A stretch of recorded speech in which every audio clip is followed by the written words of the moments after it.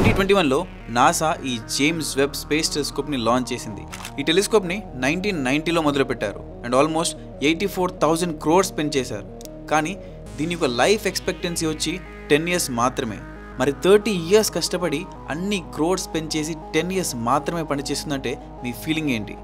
అసలు ఈ James Webb space telescope ఏంటి? అసలు ఇది ఏం చేయగలుగుతుంది? అంత రిస్క్ తీసుకుని దీన్ని తయారు చేయడానికి రీజన్స్ ఏంటి? అసలు ఈ టెలిస్కోప్ వెనుకలున్న సైన్స్ ఏంటి? మనలో అందరూ ఒక్కసారైనా అసలు ఈ యూనివర్స్ ఎలా ఏర్పడింది అన్న ప్రశ్న అడిగే ఉంటాం. అసలు యూనివర్స్ ఎలా పుట్టింది? అందులో ఉన్న ఈ గ్యాలక్సీస్, స్టార్స్, సోలార్ సిస్టమ్స్ ఇవన్నీ ఎలా ఏర్పడ్డాయి? అసలు మన యూనివర్స్ ఎలా మొదలైంది? ఈ క్వశ్చన్స్ అన్నిటికీ ఆన్సర్స్ తెలియాలంటే మనం స్పేస్ని అబ్జర్వ్ చేయాల్సిందే. స్పేస్ని అబ్జర్వ్ చేయడానికి 2 రకాలు ఉన్నాయి. ఒకటి గ్రౌండ్ బేస్డ్ అబ్జర్వేషన్, ఇంకోటి ఈ space based observation. Ground based అంటే గ్రౌండ్ మీదే టెలిస్కోప్ని తయారు చేసి స్పేస్ని అబ్జర్వ్ చేయడం. అండ్ ఈ స్పేస్ బేస్డ్ అంటే స్పేస్లోకి టెలిస్కోప్ని పంపించి స్పేస్ని అబ్జర్వ్ చేయడం. ఒక్క నిమిషం, గ్రౌండ్ మీదే టెలిస్కోప్ బిల్డ్ చేసి స్పేస్ని అబ్జర్వ్ చేయగలిగితే అలాంటప్పుడు స్పేస్లోకి టెలిస్కోప్ ఎందుకు పంపడం? Good question. బట్ మన ప్లానెట్ చుట్టూ ఉన్న అట్మాస్ఫియర్ వల్ల ఎలక్ట్రోమాగ్నెటిక్ స్పెక్ట్రంలో ఉన్న కొన్ని వేవ్ లెంగ్త్స్ అనేవి మన అట్మాస్ఫియర్ని పెనిట్రేట్ అయ్యి లోపలికి రాలేవు. For example, only visible light race మరియు ఈ రేడియో వేవ్స్ మాత్రమే మన ప్లానెట్ యొక్క అట్మాస్ఫియర్ లోపలికి రాగలుగుతాయి. కానీ మనం స్పేస్లో ఉన్న ఇతర స్టార్స్ అండ్ గెలాక్సీస్ని స్టడీ చేయాలంటే మనం వాటి నుండి వచ్చే అన్ని రకాల వేవ్ లెంగ్త్స్ అంటే X race, UV rays, gamma rays, infrared race వీటిని కూడా అబ్జర్వ్ చేయాలి. అప్పుడే మనకి స్టార్స్, ప్లానెట్స్, గ్యాలక్సీస్ యొక్క ఫార్మేషన్ అండ్ వాటి యొక్క కాంపోజిషన్ అనేది తెలుస్తుంది. స్పేస్ బేస్డ్ టెలిస్కోప్స్ని అట్మాస్ఫియర్ దాటి మన ప్లానెట్ చుట్టూ ఆర్బిట్ అయ్యేలా పెడతాం.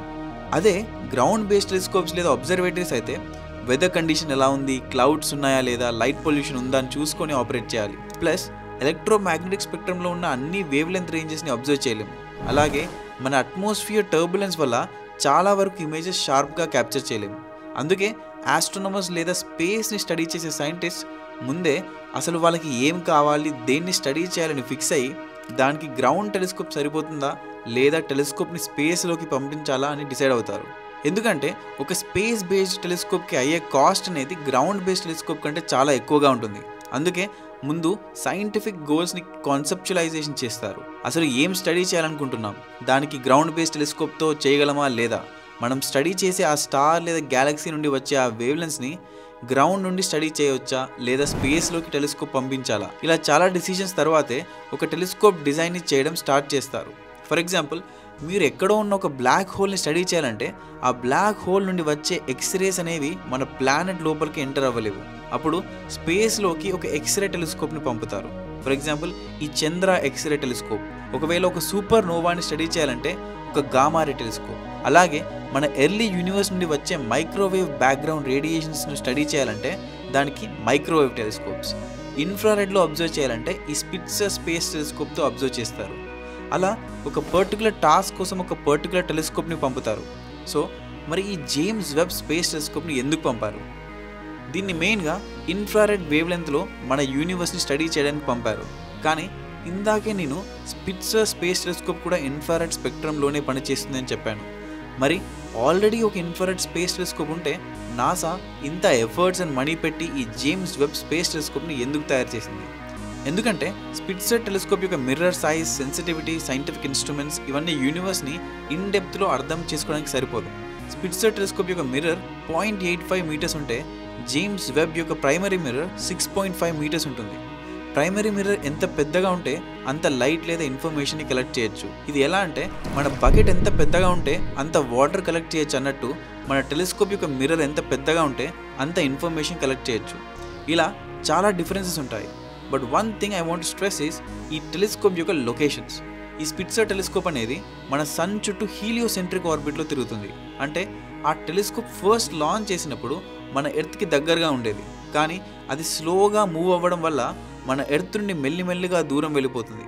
అండ్ ఈ ప్రాసెస్లో ఇది ఎన్నో గ్రౌండ్ బ్రేకింగ్ రీసెర్చ్ ఫైండింగ్స్ని అయితే కనుక్కుంటుంది. కానీ ఇది సన్ చుట్టూ తిరగడం వల్ల కాన్స్టెంట్గా సన్ నుంచి వచ్చే ఆ హీట్ని ఫేస్ చేయడానికి దీని లోపల లిక్విడ్ హీలియంను కూలింగ్ సిస్టంలో వాడారు. కానీ ఇది లాంచ్ చేసిన 5 to 6 yearsకే ఆ లిక్విడ్ హీలియం అనేది అయిపోయింది. దాంతో దాని యొక్క కేపబిలిటీ అనేది తగ్గిపోయింది. కానీ రీసెంట్గా లాంచ్ చేసిన జేమ్స్ వెబ్ స్పేస్ టెలిస్కోప్ ఇలాంటి ప్రాబ్లమ్స్ ఫేస్ చేయకుండా ఈ టెలిస్కోప్ని మన ఎర్త్ నుండి 1.5 మిలియన్ కిలోమీటర్ల దూరంలో మన ఎర్త్ మరియు సన్కి అపోజిట్లో ఉంచారు. ఇది ఉన్న లొకేషన్ను L2 పాయింట్ అంటారు.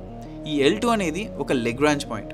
సింపుల్గా చెప్పాలంటే ఈ లెగ్రాంజ్ పాయింట్స్ అనేవి ఒక రెండు మ్యాసివ్ ఆబ్జెక్ట్స్ వాటి యొక్క గ్రావిటేషనల్ ఇంటరాక్షన్ ఫీల్డ్లో ఉండే కొన్ని స్టేబుల్ మరియు అన్స్టేబుల్ పాయింట్స్. ప్రతి 2 బాడీస్కి 5 లెగ్రాంజ్ పాయింట్స్ ఉంటాయి. మన ఎర్త్ అండ్ సన్ సిస్టమ్ యొక్క లెగ్రాంజ్ పాయింట్స్లో ఈ జేమ్స్ వెబ్ స్పేస్ టెలిస్కోప్ని L2 లెగ్రాంజ్ పాయింట్ దగ్గర పెడతారు. దాంతో ఈ టెలిస్కోప్ని ఆ పాయింట్ దగ్గర ఉంచడానికి కావాల్సిన ఫ్యూయల్ అనేది చాలా తక్కువ. టెలిస్కోప్ని ఈ పొజిషన్లో పెట్టడం వల్ల ఇది ఎప్పటికీ సన్, ఎర్త్, మూన్ వల్ల వచ్చే డిస్టర్బెన్సెస్, రేడియేషన్స్తో ఇంటర్ఫీర్ అవ్వదు. ఈ టెలిస్కోప్కి ఒక టెన్నిస్ కోర్ట్ సైజ్ అంత సన్ షీల్డ్ ఉంటుంది. ఈ మోడల్లో చూడడానికి ఇది ట్రాన్స్పరెంట్గా ఉంది, కానీ రియాలిటీలో ఇది అల్యూమినియం సిలికాన్ కోటింగ్తో ఉంటుంది. ఈ సన్ షీల్డ్ యొక్క main purpose sun, earth, moon నుండి వచ్చే హీట్ అండ్ లైట్ని బ్లాక్ చేయడం. ఎందుకంటే ఈ టెలిస్కోప్ అనేది మన యూనివర్స్ని ముఖ్యంగా ఇన్ఫ్రారెడ్ స్పెక్ట్రంలో అనలైజ్ చేస్తుంది. ఒకవేళ ఈ టెలిస్కోపే వేడిగా ఉంటే అప్పుడు ఆ టెలిస్కోప్లో ఉండే సైంటిఫిక్ ఇన్స్ట్రుమెంట్స్ దాని హీట్ని అదే అబ్జర్వ్ చేస్తుంది. అప్పుడు మనకి అది కలెక్ట్ చేసే ఇన్ఫర్మేషన్లో నాయిస్ ఎక్కువగా చూపిస్తుంది. అందుకే ఈ టెలిస్కోప్ని కూల్గా ఉంచడానికి ఈ సన్ షీల్డ్ వాడతారు. దీన్ని ప్యాసివ్ కూలింగ్ అంటారు. ఈ టెలిస్కోప్ యొక్క ప్రైమరీ మిర్రర్ వెనకాల ఒక సైన్స్ ఇన్స్ట్రుమెంట్ మాడ్యూల్ ఉంటుంది. దీన్ని ఐసిమ్ అంటారు, ఇంటిగ్రేటెడ్ సైన్స్ ఇన్స్ట్రుమెంట్ మాడ్యూల్. దీనిలో మెయిన్గా టెలిస్కోప్ కలెక్ట్ చేసిన లైట్ని అనలైజ్ చేయడానికి అవసరమయ్యే సైంటిఫిక్ ఇన్స్ట్రుమెంట్స్ ఉంటాయి. వీటిని నిర్కామ్, నిర్స్పెక్, మిరి, FGS, నిరిస్ అంటారు. ఈ పేర్లు మీకు అర్థం కాకపోయినా పర్లేదు, కానీ ఈ 4 ఇన్స్ట్రుమెంట్స్ వాడి యూనివర్స్ని స్టడీ చేస్తారు. మరి ఈ ఇన్స్ట్రుమెంట్స్ అన్నీ చాలా లో టెంపరేచర్లో ఉండడానికి సన్ షీల్డ్తో పాటు దీని లోపల క్రయో కూలర్ అనే డిఫరెంట్ కూలింగ్ సిస్టమ్ ఉంటుంది. స్పేస్లో ఉన్న డిఫరెంట్ స్టార్స్ అండ్ గ్యాలక్సీస్ నుండి వచ్చే లైట్ లేదా రేడియేషన్స్ ఫస్ట్ ఈ ప్రైమరీ మిర్రర్ మీద పడుతుంది. ఇలా పడ్డ ఆ లైట్ రేస్ అనేవి ఈ టెలిస్కోప్ ముందు అటాచ్ చేసిన సెకండరీ మిర్రర్ వైపు రిఫ్లెక్ట్ చేస్తుంది. తర్వాత ఆ సెకండరీ మిర్రర్ ఈ రిఫ్లెక్ట్ అయిన లైట్ను ఈ ప్రైమరీ మిర్రర్ మధ్యలో ఉన్న 3rd and 4th మిర్రర్లోకి ఫోకస్ చేస్తుంది. అలా ఆ లైట్ అనేది ఈ ఐసిమ్ మాడ్యూల్లో ఉన్న డిఫరెంట్ ఇన్ఫ్రారెడ్ ఇన్స్ట్రుమెంట్స్లోకి వెళ్ళి ప్రాసెసింగ్ అవుతుంది. అదంతా ఓకే. ఇప్పుడు ఈ జేమ్స్ వెబ్ ఎలా ఉంటుంది, ఎక్కడ ఉంటుంది, ఎలా పనిచేస్తుంది అన్నీ తెలుసు. కానీ ఈ ఇన్ఫ్రారెడ్ లైట్ అంటే ఏంటి? ఈ జేమ్స్ వెబ్ స్పేస్ టెలిస్కోప్ మన యూనివర్స్ని ఇన్ఫ్రారెడ్ స్పెక్ట్రంలో ఎందుకు అబ్జర్వ్ చేయగలుగుతుంది? దానివల్ల మనకు వచ్చే అడ్వాంటేజ్ ఏంటి? ఎలక్ట్రోమాగ్నెటిక్ రేడియేషన్ అనేది ఒక ఫార్మ్ ఆఫ్ ఎనర్జీ. ఇది స్పేస్లో డిఫరెంట్ వేవ్ లెంగ్త్తో వేవ్స్ ఫామ్లో ట్రావెల్ చేస్తుంది. స్పేస్లో ఉన్న different stars, galaxies, black holes ఇవన్నీ డిఫరెంట్ వేవ్ లెంగ్త్స్తో ఎలక్ట్రోమాగ్నెటిక్ రేడియేషన్ అనేది స్ప్రెడ్ అయి ఉంటుంది. అందులో మనం ఓన్లీ విజిబుల్ లైట్ స్పెక్ట్రమ్ మాత్రమే చూడగలుగుతాం. స్టార్టింగ్లో చెప్పినట్లు డిఫరెంట్ కేస్ స్టడీస్కి డిఫరెంట్ వేవ్ లెంత్ అనాలిసిస్ చేయడంతో మనం ఆ పర్టికులర్ స్టార్ లేదా గ్యాలక్సీని స్టడీ చేయొచ్చు. కానీ ఇన్ఫ్రారెడ్ రేడియేషన్ అనేది మన విజిబుల్ లైట్ రేస్ మరియు మైక్రోవేవ్ రేడియేషన్స్ మధ్యలో ఉంటుంది. దాని నుండి వచ్చే వేవ్ లెంత్ అనేది మనకి కనిపించదు. ఈ ఇన్ఫ్రారెడ్ అనేది కామన్గా హీట్తో లింక్ చేస్తారు లేదా థర్మల్ రేడియేషన్ స్టడీ చేయడానికి వాడతారు. ఈ జేమ్స్ వెబ్లో ఉన్న ఐసీ మాడ్యూల్, దానిలో ఉన్న సైంటిఫిక్ ఇన్స్ట్రుమెంట్స్ కూడా ఈ ఇన్ఫ్రారెడ్ రేడియేషన్ స్పెక్ట్రంలోనే అబ్జర్వ్ చేయగలుగుతాయి. మన యూనివర్స్ ఎక్స్పాండ్ అవ్వడం వల్ల మన ఎర్లీ యూనివర్స్లో ఫామ్ అయిన స్టార్స్, గ్యాలక్సీస్ని కూడా ఈ James Webb space telescope observe చేయగలుగుతుంది. దాంతో మనం ఎర్లీ యూనివర్స్ని ఇంకా బాగా స్టడీ చేయొచ్చు. ఏ వస్తువుకైనా టెంపరేచర్ ఉంటుంది. దాన్ని అబ్జర్వ్ చేయడానికి ఈ ఇన్ఫ్రారెడ్ కెమెరాస్తో హీట్ రేడియేషన్ని అబ్జర్వ్ చేయొచ్చు. ఫర్ ఎగ్జాంపుల్, మన బాడీకి ఒక పర్టికులర్ టెంపరేచర్ ఉంటుంది.